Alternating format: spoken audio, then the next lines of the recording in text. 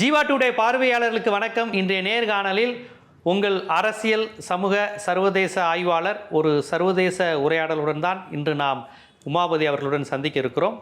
வணக்கம். வணக்கம் ஜீவா. வணக்கம். வழக்கமான இன்டர்நேஷ்னல் சப்ஜெக்ட்டு. என்னதான் நம்ம ஹைப்பர் லோக்கல் அரசியல் பேசினாலும் சர்வதேச அரசியலுங்கிறது இன்றைக்கி ஜியோ பாலிட்டிக்ஸில் தவிர்க்க முடியாத ஒன்று.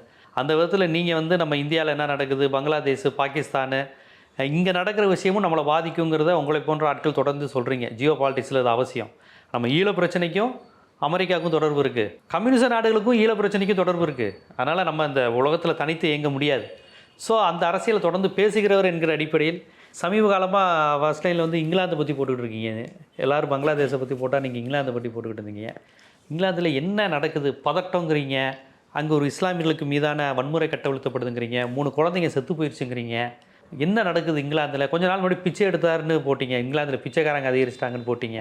இப்போ மிகப்பெரிய பதட்டம், கலவரங்கிறீங்க. என்ன நடக்குது இங்கிலாந்தில்? இங்கிலாந்தில் பொறுத்த அளவுக்கு பார்த்தீங்க அப்படின்னா, முதல்ல ஒரு விஷயம் நீங்கள் தெரிஞ்சுக்கணும். இங்கிலாந்து என்பது ஒரு காலத்தில் எல்லாருக்கும் தெரிஞ்ச ஒரு விஷயம் என்னென்னா, சூரியன் அந்த நாட்டோடைய ஆதிக்கத்தின் கீழே இருக்க ஒரு நாட்டில் தான் உதிக்கும். அவர்களுடைய சூரியன் மறையாது, ஏதோ ஒரு நாட்டில் சூரியன் இருக்கும். அவங்க காலனி நாட்டில் சூரியன் உதிச்சிட்டு இருக்கும். இது எல்லாருக்கும் தெரிஞ்சது. இன்றைக்கி இங்கிலாந்தில் சூரியன் உதிக்குமான்ற அளவுக்கு கேள்விக்குறியாச்சு. என்னடா இங்கிலாந்தில் சூரியனே காணா, அந்த அளவுக்கு சுருங்கி சுண்ணாம்பாக போச்சு. சுண்ணாம்பு காலவாசல் மாதிரி இருக்கு. சரியா? அப்படி இருந்தாலும் ஒரு காலகட்டத்தில் போக போக போக என்ன ஆயிடுச்சு அப்படின்னு பார்த்தீங்கன்னா, நம்ம ஒளிஞ்சிக்கிட்டே இருக்கோம் அப்படின்னு சொல்லி போன நூற்றாண்டில் தெரிஞ்ச இங்கிலாந்து அப்படியே போய் அமெரிக்கான்ற, இப்போ நடிகைகளை உதாரணமாக வச்சுக்கலாம். சில நடிகைகள் பீக்கில் இருப்பாங்க. ஆனால் ஜென்ரலாக பார்த்தீங்கன்னா, யாரையும் நம்ம குறை சொல்கிறதுக்காக சொல்ல, ஒரு நடிகை என்ன தான் பீக்கில் இருந்தால் கூட ஒரு 10 வருஷம் மார்க்கெட்டில் இருக்கலாம். அதுக்கு மேலே யாரையா கல்யாணம் பண்ணி செட்டில் ஆனால் தான் அவர்களுக்கு லைஃப். இப்போ நீங்கள் பல நடிகைகள் பார்த்தீங்கன்னா, இப்போ ரம்பாவை உதாரணத்துக்கு எடுத்துக்குவோம். நம்ம எல்லாரையும் சொல்லலை, எல்லோரும் ஒருத்தர் வாழ்க்கை ஒரு மாதிரி. ரம்பா பீக்கில் இருந்தாலும் அதுக்கு 35 வயசில் மார்க்கெட் போச்சு. என்ன பொழப்பு நடத்தணும், என்ன பண்ண முடியும்? அதுக்கு தெரிஞ்சது விஷயம் தெரிஞ்சதுலேருந்து சினிமாவில் நடிக்கிறது தான் தெரியும்.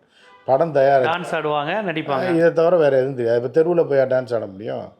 அப்போ எவனா ஒரு தொழிலதிபரை கல்யாணம் பண்ணி செட்டில் ஆகி அவன் இப்போ ஒரு 1000 கோடி 500 கோடி 300 கோடின்னு சம்பாரித்து வச்சுருப்பான், இல்லை 100 கோடி வச்சுருப்பான்.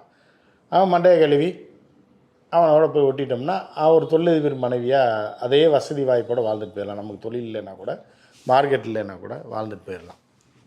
இது நடிகைகளோட, எல்லா நடிகையும் இல்லை, இது ஒரு இதே மாதிரி தான் இங்கிலாந்து என்ன முடிவு பண்ணுதுன்னா, நம்மளுக்கு மார்க்கெட் போயிடுச்சு, உலகத்தை ஆண்டோம், சுரும்பி சுண்ணாம்பு காலவாசல் மாதிரி ஆகிட்டோம். அப்போ நம்ம இன்னும் செல்வாக்கோடு இருக்கணும் அப்படின்னா, இந்திய உலகத்தின் நம்பர் 1 பணக்காரனை கல்யாணம் பண்ணிடணும். இப்போ ராதிகா மெர்ச்சன்ட் இருக்கா, அம்பானி பையனை கல்யாணம் பண்ணிட்டான். அவன் உடல் ரீதியாக எப்படி இருக்கான்னு பல விமர்சனங்கள் இருந்தால் கூட, அது அவன் இயற்கை படைப்பு அப்படி இருக்கான். அவளுக்கும் உடல் ரீதியான பேரா இல்லை அப்படின்னு பார்த்தீங்கன்னா 90% பேர் கழுவி ஊற்றுவாங்க. இந்த பையனுக்கு இந்த பொண்ணு பேரா, அவங்க தனிப்பட்ட வாழ்க்கைன்னு சொல்லி விட்டுடலாம். ஆனாலும் ராதிகா மெர்ச்சன்ட் ஏன் கல்யாணம் பண்ணுறான்னா, இப்படி ஒரு வாழ்க்கை அவளுக்கு கிடைக்கவே கிடைக்காது இந்த ஜென்மத்தில். புரியுது அவங்களுக்கு? ஏன்னா உலகத்தின் டாப் 10 பணக்காரன். இப்போ இன்றைக்கி என்னென்னா, இத்தனை நாடு ஹனிமூனுன்னு போகிறாங்க. ஹனிமூனில் என்ன கொண்டாடுவாங்களோ அதை கொண்டாடுறாங்களோ இல்லையோ, இத்தனை நாடுகள், இத்தனை விதமான கார் அவங்கள வரவேற்கிறது. லண்டனு, ஃப்ரான்ஸு, இந்த ஹோட்டல் வேர்ல்டில் டாப் 2 ஹோட்டலில் தான் சாப்பிட்றாங்க. இப்படி இருக்கும்போது இந்த வாழ்க்கை அவளுக்கு எளிதாக கிடைக்குது. ஒரு பெண் என்பதனால, கல்யாணம் பண்ணிடுறேன்னு சொன்னதுனால அடைக்கலமாகி, அப்போ இனி அடுத்த ஃப்யூச்சரில் என்ன ஆவா அப்படின்னு பார்த்தா, ரிலையன்ஸ் ஃபேமிலி, அம்பானி ஃபேமிலியோட ஓனராக மாறிடுவாங்க. அப்போ இவளும் பல லட்சம் கோடிக்கு அதிபதியாகிடும். இதே ஸ்டைலில் தான் என்ன ஆகுதுன்னா, இந்த போன இங்கிலாந்து, இப்போ Britain, England, Vels, Scotland, northern Ireland, இந்த 4 மாகாணங்களும் சேர்ந்தது தான் கிரேட் பிரிட்டன்னு. இதில் பிரதமர்னால் இங்கிலாந்தில் தான் இருப்பார், மீதியிலலாம் ஃபஸ்ட் மினிஸ்டர்னு இருப்பாங்க. ஸோ இப்படி இருக்கக்கூடிய குறுகி கூடான இங்கிலாந்து என்ன பண்ணுன்னா, அமெரிக்காவோட ஒட்டிடும். புரியுதா? நான் உதாரணத்துக்காக தான் சொல்கிறேன். ரொம்ப தொழிலதிபரை கல்யாணம் பண்ணுற மாதிரி தான் இங்கிலாந்து என்ன பண்ணுது, அமெரிக்காவோட போயிடும். ஓகே, நம்பர் 1 நாடு. அவங்க சொல்கிறத கேட்டு நம்ம வாழ்க்கையை ஓட்டிக்கலாம் ஆனால் அவங்க சொல்கிறதுக்கெலாம் அடிமையாக இருக்குது. இப்போ ஒரு ஹவுஸ் ஒய்ஃப் அப்படின்ற பெண் எப்படி இருப்பா? ஒரு பெரிய கம்பெனியில் சிஇஓவாக இருக்கான், 5 லட்சம் 8 லட்சம் சம்பளம் வாங்குறான். பொண்டாட்டி ஏதோ காலேஜில் முடிச்சுட்டு வந்திருக்கா, ஹவுஸ் ஒய்ஃபாகவே இருக்கன்றா, வேலைக்கெல்லாம் போகலன்னா எப்படி இருப்பா? பெருசாக வந்துடுவார், இத்தனை மணிக்கு வருவார், சரி அவருக்கு இது பண்ணும். வேலைக்காரி இருந்தால் கூட நம்ம அதை ரெடி பண்ணு, இப்போ வந்துடுவார், உடனே டீ ரெடி பண்ணு, உடனே க்ரீன் டீ போடு, அவருக்கு மாத்திரை எடுத்து வச்சு அது பண்ணி அது பண்ணியான்னு அவனுக்கு ஒரு அடிமையான ஒரு மனைவியாக மாறிடுவாங்க ஒரு வேலைக்காரன். இந்த மாதிரி ஒரு அடிமையான ஒரு அழகான மனைவி தான் யாருன்னா இங்கிலாந்து உலகத்தையே ஆட்டி பிடிச்ச ஒரு நாடு, தி கிரேட் பிரிட்டன். கழுகு, உலகத்தை எல்லாம் வெவு பார்க்குற கழுகு. ஆனால் இன்றைக்கி நீங்கள் அதை பற்றி இப்படி ஒரு வர்ணனை கொடுக்குறீங்க. இப்போ வீட்டில் வந்து பாத்திரம் விளக்கிட்டு இருக்க பொண்ணு மாதிரி இப்படிதா. இப்போ ஒரு காலேஜில் ஒரு பொண்ணு இருப்பாங்க, பணக்கார வீட்டு பொண்ணு தான், அவ்வளோ பல பேர் லவ் பண்ணுவாங்க, சைட் அடிப்பாங்க, லெட்ரு கொடுப்பாங்க. நம்ம காலத்து இப்போ லெட்டர்லாம் கிடையாது, இருந்தாலும் ஒரு ராணி மாதிரி இருப்பாள். ஆனால் கடைசியில் ஒரு பணக்காரனை கல்யாணம் பண்ணி அப்படியே வீட்டோடு இருந்துடுறான்னு வைங்க, வேலைக்கு போகாமல். அவளோட நிலை எப்படியோ அந்த நிலை தான் இப்போ இங்கிலாந்தில். இது தனியாக எடுத்து வச்சுருங்க. அப்படி இருக்கும்போது என்ன ஆகுது அப்படின்னு பார்த்தீங்கன்னா, இங்கிலாந்தில் இந்த ரிஷி சுனக்குன்னு ஒரு தம்பி இருந்தார், தெரியுமில்ல உங்களுக்கு? உலகத்திலே பணக்கார அதிபர் அவர் தான், ரைட்டா? எப்படின்னா இங்கிலாந்து ராணியை விட சொத்து அதிகமாக உள்ளவர் தான் ரிஷி சுனக் ஃபேமிலி. ஏன்னா அவங்களே வியாபாரி. அதுபோல் அவன் கல்யாணம் பண்ண பொண்ணு யாருன்னு பார்த்தீங்கன்னா ஐடி கிங்கு, அவரோட பொண்ணை கல்யாணம் பண்ணியிருக்கான். ஐயரோட பொண்ணை கல்யாணம் பண்ணி இந்த சொத்து அந்த சொத்து கேட்டா எங்கேயோ போகுது. அவங்க ஒரு 8 லட்சம் 18 லட்சம் கோடி டர்ன் ஓவர் பண்ணுறாங்க. அப்போ ரிஷி சுனக் பெருசாக இது ஒரு பக்கம் இருக்குது.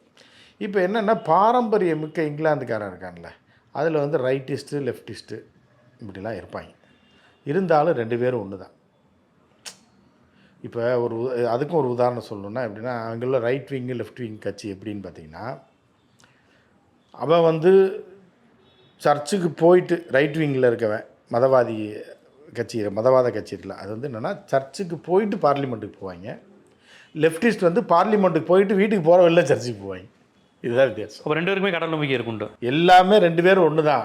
இது ஜாடினா அது மூடி, ரைட்டா? ஸோ அப்படி இப்போ இங்கேயே எடுத்துங்களேன், வீரமணி இருக்கார். இப்போ வந்து பிஜேபிக்காரன் ஆர்எஸ்எஸ்காரன்லாம் காலையில் எந்திரிச்ச உடனே 4:30 மணிக்கெலாம் குளிச்சுட்டு ஒரு யாகத்தை வளர்த்துட்டு எல்லாம் இது பண்ணி வீட்டில் சாமியுமே கும்பிட்டுட்டு ஒரு இது பண்ணி வாக்கிங் இங்கேயும் போய்ட்டு வந்து இது பண்ணி எதாவது பண்ணிவிட்டு ஒரு 8 மணிக்கு ஆஃபீஸ் கிளம்புறான் அப்படின்னா, இப்போ இதே தீக்கா நாங்கள் வந்து காலையில் கடவுள் கும்பிட்றது மறுப்பாளர்கள், சாயந்தரம் ஆனால் கும்பிடலாம் அப்படின்னா ஆஃபீஸ் போயிட்டு வந்து குளிச்சுக்கிட்டு சாமியை கும்பிட்டு தான் நைட்டு லஞ்சு நைட் டின்னர் சாப்பிடுவாங்கன்ற மாதிரி. இப்போ தீக்கா இருந்துச்சுன்னா அப்படி இருக்கும். அந்த மாதிரி தான் ரைட்டிஸ்ட் லெஃப்டிஸ்ட் அங்கே. இல்லை இங்கே திராவிட கழகம் அப்படி இல்லையே. இங்கே இல்லைங்க, அப்படி தான் அங்கே. நீங்கள் இங்கே எல்லாம் என்ன நினைப்பான்னா, லெஃப்டிஸ்ட் ஆட்சிக்கு வந்துருச்சு, பெரிய புரட்சி நடக்க போது, தொழிலாளர்களுக்கு அது நடக்க போகுது இது நடக்க போகுது நீங்கள் நினச்சிங்கன்னா நம்ம ஒரு கூமுட்டன்றது அது புரிதலுக்காக சொல்கிறோம். இப்படி ஒரு கட்சி அப்படி ஒரு கட்சி இருக்குது. அப்போ அந்த கட்சியில் போரிஸ் ஜான்சன் ஒருத்தர், ரைட்டிஸ்ட் பார்ட்டியில் போரிஸ் ஜான்சன் மிகப்பெரிய செல்வாக்கில் ஜெயிக்கிறார். கிட்டத்தட்ட 18-20 வருஷமாக அவங்க ஆட்சி நடக்குது. அந்த கட்சியோட ஆட்சி நடந்துக்கிட்டு இருக்கும்போது என்ன ஆகுதுன்னா, அமெரிக்காவுக்கு போரிஸ் ஜான்சனை பிடிக்கல. இவன் என்ன தனி ட்ராக் போட்டு போயிட்டுருக்கானே அப்படின்னானே அவன் ஒழிச்சு கட்டணும்னு முடிவு பண்ணி என்ன பண்ணுறாங்கன்னா, அங்கேருந்து கூப்பிட்டு சொல்கிறான் இங்கிலாந்தில், மாமியார் வீட்டில் கூப்பிட்டு சொல்கிறாங்க, மருமக பார்த்துக்க இது பண்ணுறேன், ஒழிச்சிருங்க, அவனை தூக்கிடுங்க, இல்லைன்னா வேலைக்கு ஆகாது. அந்த 4 பேர் கூட அவன் கூட இருக்கவனு ஓவராக ஆடிக்கிட்டு இருக்காங்க. ஏன்னா இதை விட்டு வெளில வந்துட்டாங்க, எதை இதில் வியாபாரம் பண்ண மாட்டோன்னு ஹீரோவில் வெளில வந்துட்டாங்க, வேறு ட்ராக் போடுறாங்க, இது நல்லா இல்லை, அவங்கள தூக்கு அந்த கவர்மெண்ட்டை அப்படின்னோடனே வீட்டில் கூப்பிட்டு தண்ணி அடித்தார் கொரோனா அன்னைக்குன்னு சொல்லி ஒரு துபாக ஒரு காரணத்தை சொல்லி தூக்கிட்டாங்க. என்ன காரணம் பார்த்தீங்களா? ஒரு பிரதமர் வீட்டில் கொரோனா அன்னைக்கு 4 நண்பர்களை கூப்பிட்டு சரக்கு அடிச்சிட்டாராம் லாக்டவுனில். இது ஒரு காரணம், இது நாங்கள்லாம் காதில் பூ வச்சுருக்கோம், நாங்கள்லாம் நம்பணும் அப்படின்ற மாதிரியான ஒரு முட்டாள், இந்த ஊரை முட்டாளாகக்கூடிய முட்டா கூவைகள் தான் இவங்க. அந்த ஆளை தூக்கிட்டாங்க. தூக்கினோடனே என்ன பண்ணுறாங்கன்னா, உலகத்துக்கு ஒரு பவுடர் அடிக்கணும்ல, எங்களுக்கு இந்தியன் அதெல்லாம் கிடையாதுங்க. பிரிட்டனில் பிறந்த ஒவ்வொரு சிட்டிசனும் பிரிட்டனுடைய ஆளுங்க. நாங்கள் கருப்பினம் பிளாக்கு, ஆஃப்ரிக்கா அமெரிக்கன், இந்தியன் இப்படின்னா பிரித்து பார்த்துருக்குமா பாருங்கள். பிரதமராகவே ஒரு முன்னாள் இந்தியனை வச்சுருக்கோம், இன்னொரு முதலமைச்சரை முஸ்லீமை வச்சுருக்கோம், பாகிஸ்தான்காரன் முஸ்லீம் ஒரு தான் இப்போ முதலமைச்சராக வச்சுருக்கோம். நீங்கள் வேல்ஸில் பார்த்தீங்க அப்படின்னா ஆஃப்ரிக்காவை சேர்ந்த ஒருத்தர் முதலமைச்சராக இருக்கார். நாங்கள் வந்து எங்களோட ஜனநாயகம் வந்து பயங்கரமானதுங்க, நாங்கள் வந்து இந்த உலகத்துக்கே வழிகாட்டிங்க நாங்கள் அப்படின்னு சொல்லிட்டு சொல்கிறக்காக என்ன பண்ணுறேன்னா, இந்த 3 பேரும் மக்களால் தேர்ந்தெடுக்கப்பட்டவங்க கிடையாது, இவங்களாம் நியமிக்கிறாங்க. புரியுதா உங்களுக்கு? அடிமைகளை 3 அடிமைகளை நியமிக்கிறாங்க. ம். அப்படின்னா யார் கையில் கட்சி இருக்கு?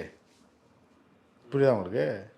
அடிமைகளை நியமிக்கிறாங்க. மக்களால் ஒரு இந்தியன் தேர்ந்தெடுக்கப்படலை, இந்திய வம்சாவளி தேர்ந்தெடுக்கப்படல, மக்களால் ஒரு முஸ்லீம் தேர்ந்தெடுக்கப்படல, மக்களால் ஒரு ஆப்பிரிக்கன் தேர்ந்தெடுக்கப்படல, இவங்களா போடுறாங்க. போட்டுட்டு உலகத்துக்கு படம் காட்டுறாங்க. நாடெல்லாம் வந்து எங்கள் நாடெல்லாம் வந்து மாதிரியான ஜனநாயகம்லாம் நீங்கள் வரணும்னா இன்னொரு 1000 வருஷம் ஆகும்டா. டேய் பாரு, ஒரு முஸ்லீமை கொண்டாந்து பாகிஸ்தான்காரனை கொண்டாந்து நான் இப்போ சிஎம்மாக வச்சுருக்கேன் இருக்காங்க. இதில் வேல்ஸில் வந்து பார்த்தீங்கன்னா ஒரு நீக்ரோன்னு சொல்லக்கூடாது, இங்கே ஒரு கருப்பு இனத்தை சேர்ந்தவர் வச்சுருக்கான். இங்கே பாரு, ஒரு இந்தியன், நாங்கள் ஆண்டுக்கிட்டு இருந்தோம் இந்தியாவை, நீ பார் அவன் தான் எங்கே ஆண்டுக்கிட்டு இருக்கான் அப்படின்னு ஒரு டம்மி பீஸை கொண்டு வந்து உட்கார வைக்கிறாங்க. எலெக்ஷன் வரைக்கும் வச்சுட்டு இந்த கட்சியை காப்பாற்றணும், ஆனால் இந்த ஆட்சியை தூக்கணும்.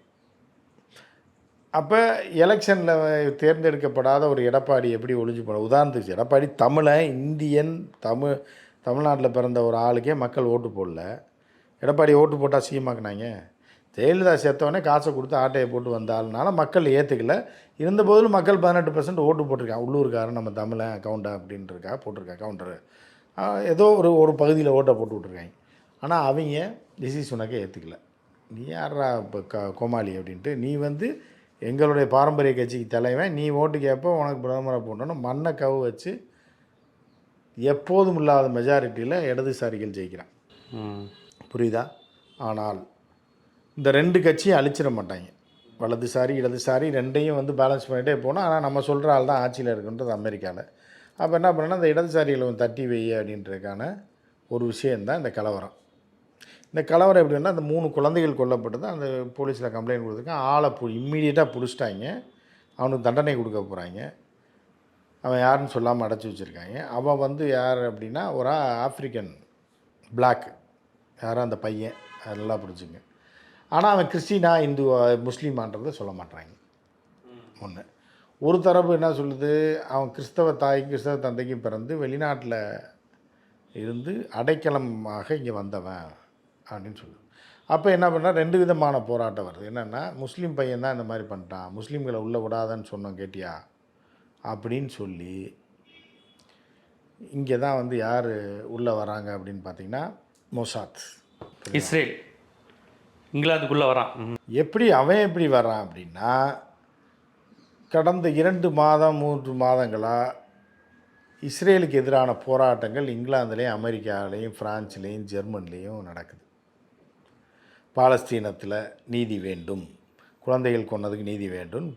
கிறிஸ்தவனை அந்த ஊர் மக்கள் மனிதாபிமானத்தோட குழந்தைகளை கொல்றான், பெண்களை கொல்றான் இஸ்ரேல்னு சொல்லி போராட்டம் நடந்துகிட்டு இருக்கேன். ஃப்ரீ பாலஸ்தீன். அமெரிக்காலே உங்களுக்கு பாலஸ்தீனுக்கு ஆதரவாக அதை தாங்க அப்படி நடந்துக்கிட்டு இருக்கு. அமெரிக்காவில் பிரிட்டனில் நான் நடந்த உடனே இது ஆபத்தாச்சே, இவங்க வந்து நம்மளை எதுக்குறான்னொடனே இவங்களுக்குள்ளே 7.5 கூட்டி விட்டால் மட்டும்தான் பாலஸ்தீன் விவகாரத்தில் வரமாட்டான்ருக்கு. கொஞ்சம் பொறுமை காத்து இப்போ முஸ்லீமுக்கு எதிராக தூண்டி விட்டுட்டோம்னா, அப்போ பிரிட்டன்காரன்லாம் இந்த பாரு குழந்தைகளை கொன்றான் அப்படி இப்படின்னு சீப் தேர்ட் ரேட்டாக அவனை ஆக்கி விட்டோன்னு வைங்க முஸ்லீமை. அப்போ எந்த பிரிட்டன்காரனும் நாளைக்கு பாலஸ்தீனுக்கு ஆதரவாக போராட்டம் பண்ண மாட்டான்ல. நீ அப்படி தாயா நம்ம ஊர் பிள்ளைங்களை கூட கொண்டுட்டாயா அப்படின்றதுக்காக முஸ்லீம் தான் கொன்னான்னு சொல்லி ஒரு விஷயத்தை ஏற்றி விட்டு எக்ஸ் தளத்தில் இது பண்ணி பயங்கரமாக வந்து பரப்பி விட்டு கலவரத்தை உண்டு பண்ணிட்டாங்க. இதுதான் அங்கே நடந்தது. ரைட்டா? இப்போ வந்து என்ன ஆயிடுச்சுன்னா, 3 நாளில் யூதர்களே இவன் மொசாத்தை எதிர்பார்க்காத அளவுக்கு இடதுசாரிகள் சப்போர்ட்டோட, கொஞ்சம் நஞ்சம் இடதுசாரி இருப்பான்ல அவனோட சப்போர்ட்டோடையும் இளைஞர்களும் என்ன பண்ணிட்டான், இங்கே பாரு இந்த வடையெல்லாம் இங்கே சுடாத அப்படின்னு சொல்லிட்டு மத வெறுப்பு அரசியல், இன வெறுப்பு அரசியல் இதெல்லாம் இங்கே வச்சுக்கிறாத. நாங்கள் வந்து எல்லா அகதிகளையும் வரவேற்கிறோம். எங்கே உலகத்தில் மக்கள் பாதிக்கப்பட்டானாலும் அவங்கள அன்போடு ஏற்றுக்கொள்ள நாங்கள் தயாராக இருக்கோம் அப்படின்னு சொல்லி ஒரு எதிர்போராட்டம் பண்ணுறாங்க. இதில் ஆயிரக்கணக்கான மக்கள் வந்தோடனே என்ன ஆகுதுன்னா, இந்த முஸ்லீமுக்கு எதிரான அந்த போராட்டம் டம்மியாக போயிடுது. புரியுதா? மொசாட்டோடைய சதி முறியடிக்கப்பட்டது. இதுதான் மேட்ரு.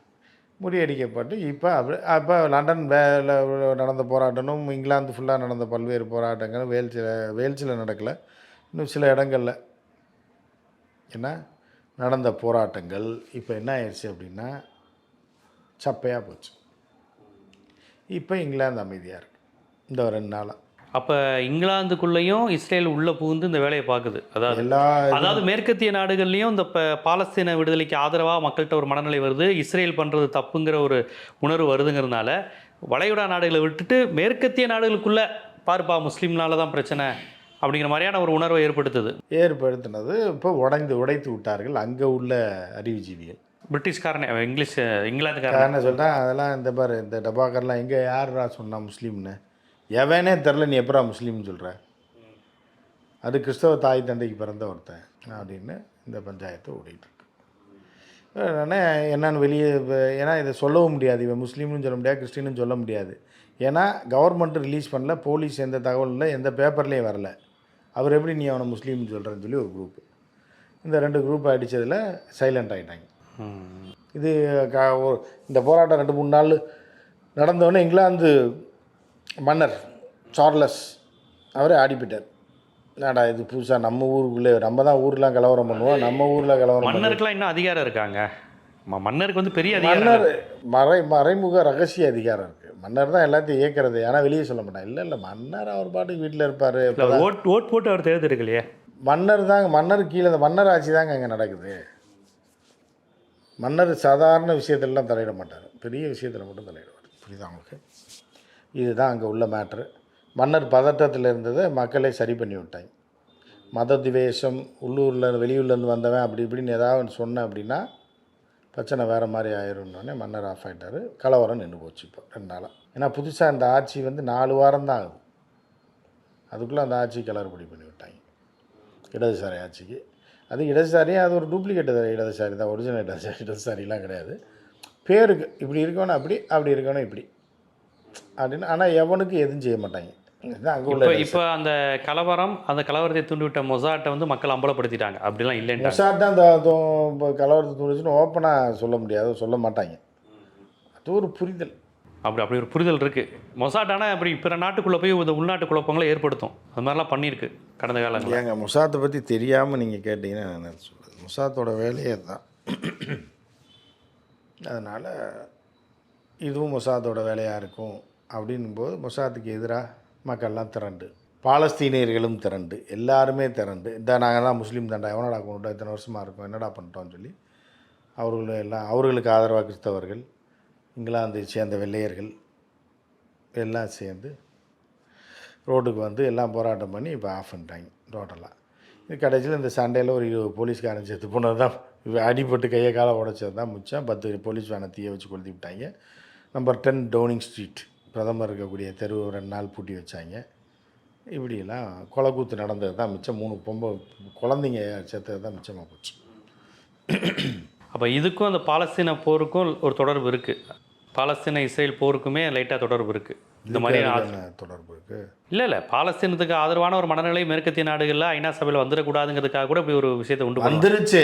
அது வந்து மேலும் மேலும் இந்த தொடர்ந்து இது நடக்கக்கூடாதுன்றதுக்காக செய்யப்பட்ட ஒரு சதி செயல் தான் இது அப்படின்றது தான் இங்கிலீஷ்காரனை தூண்டி விட்டு. ஏன்னா இப்போ இஸ்ரேல் வந்து நம்ம தான் பேசணும், ஈரான் அதிகாரிகளையே கையில் போட்டுக்கிட்டு அங்கே போன ஹமாஸ் தலைவரை வந்து படுகொலை செஞ்சதை வந்து பார்த்தோம். அப்போ ஈரானுக்குள்ளே மொசாட்டு போயிருக்குன்னு அர்த்தம்.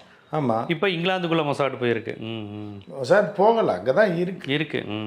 அது எல்லாம் இருக்குது, அங்கே தான் இருக்குது. கண்டிப்பாக இங்கே அதாவது உலகம் முழுவதுமே மக்களை இயக்குவது அந்த அரசா, உளவுத்துறையா, அல்லது மொசாட் போன்ற அமைப்புகளா, என்னென்ன வேலைகள், மக்கள் எப்படி நிம்மதியாக இருக்கணுமா தூங்கணுமாங்கிறது தீர்மானிக்கிறது யாரோ ஒருவராக இருக்கிறாங்க.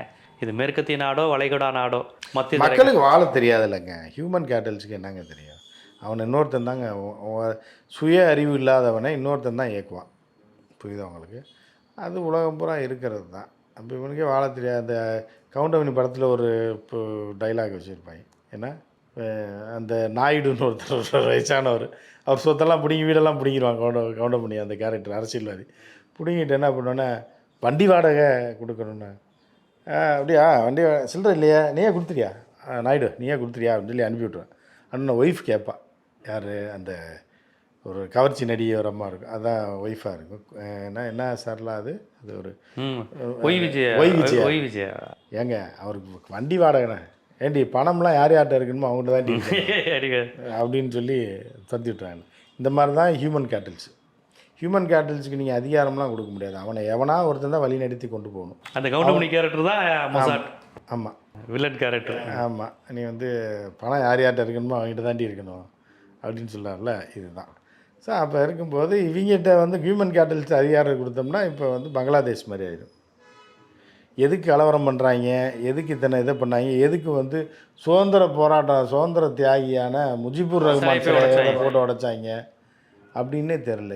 எதுக்கு போட்டு போலீஸ்காரனை கொண்டாங்க, என்ன கலவரம் பண்ணுறான், அதுதான் இவன் சொன்ன ஆட்சி மாதிரி அந்த அம்மா கிளம்பி போயிடுச்சு. இன்னும் ஏன்டா ஸ்டார் ஹோட்டலுக்கு தீ வைக்கிறீங்க, இது யார் உன்னைய வைக்க சொன்னா? அதான் அந்த அம்மா தான் போயிருச்சேடா அப்புறம் அடிக்கிறீங்க. இந்த முட்டாள்கள் வந்து எப்படின்னா இவன் மதவாதி கிடையாது, மதவாதி உள்ளே பூந்து தான் பண்ணாங்க. அதில் ஜமாத் இஸ்லாம் உள்ளே பூந்து தான் பண்ணாங்க. அவங்க வந்து எதுக்காகடா இதை பண்ணுறீங்கன்னா, இது பூராமே மேலேருந்து தூண்டுதல் அப்படின்ற மாதிரி. அதே மாதிரி பிரிட்டனில் உள்ள வெள்ளைக்காரனாக இருந்தாலும் எல்லாரும் அறிவாளி கிடையாதுல்ல. சில நாட்டில் வந்து 30% அறிவாளி இருப்பா, 70% ஹியூமன் கேட்டில்ஸ் இருப்பான். இப்போ 20% 20க்கு 80ன்னு இருக்கும். பிரிட்டனில் வந்து 35க்கு 65ன்னு இருக்கும். அவ்வளோதான். மற்றபடி ஒரு 60%க்கு மேலே ஹியூமன் கேட்டில்ஸ் தான். அவங்களுக்கு ஒன்றுமே தெரியாது. அவங்களை யாராவது இயக்கி தான் ஆகணும்.